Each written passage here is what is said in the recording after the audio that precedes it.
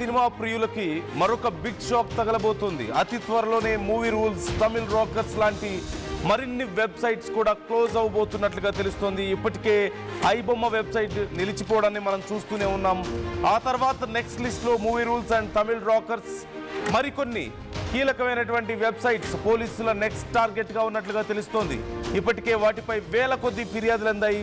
Piracy networks పై కఠిన చర్యలు తీసుకోవాలంటూ సినీ వర్గాలు కూడా కోరుతూనే ఉన్నాయి. ఈ నేపథ్యంలో నెక్స్ట్ టార్గెట్లో ఇంకా చాలా వెబ్సైట్స్ ఉన్నట్లుగా తెలుస్తోంది. ఇప్పటికే ఐబొమ్మ రవిని అరెస్ట్ చేయడం, అతను చాలా పెద్ద ఎత్తున సంపాదించాడంటూ మనం చూస్తూనే ఉన్నాం. 50 లక్షల మందికి సంబంధించినటువంటి డేటా అతని దగ్గర ఉంది, అతని సబ్స్క్రైబర్స్కి సంబంధించిన డేటా అంటూ తెలిసి నోళ్లు వెళ్ళబెట్టారు. అయితే అది కేవలం తెలుగు సినిమాలే, మొత్తం ఐబొమ్మలో ఎక్కువగా తెలుగు సినిమాలే మనం చూస్తూ ఉంటాం. కానీ నౌ ఇట్స్ టైమ్ ఫర్ ఇంకా బిగ్గర్ నెట్వర్క్స్. ఎందుకంటే మూవీ రూల్స్ కానీ లేదంటే మరికొన్ని తమిళ్ రాకర్స్ లాంటివి ఇవన్నీ కూడా తెలుగు, హిందీ, తమిళ్, ఇంగ్లీష్ అన్ని భాషలకి సంబంధించిన సినిమాలను వీరు గ్యాదర్ చేస్తూ ఉంటారు. పైరసీ చేసి వాళ్ళ వెబ్సైట్స్లో పెడుతూ ఉంటారు.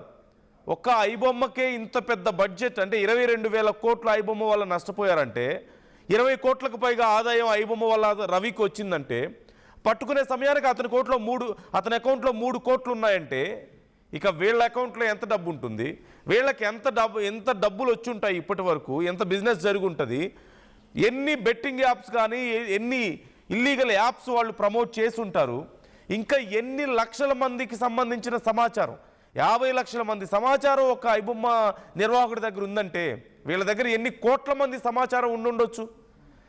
వింటుంటేనే, ఊహించుకుంటుంటేనే చాలా భయానకంగా ఉంది.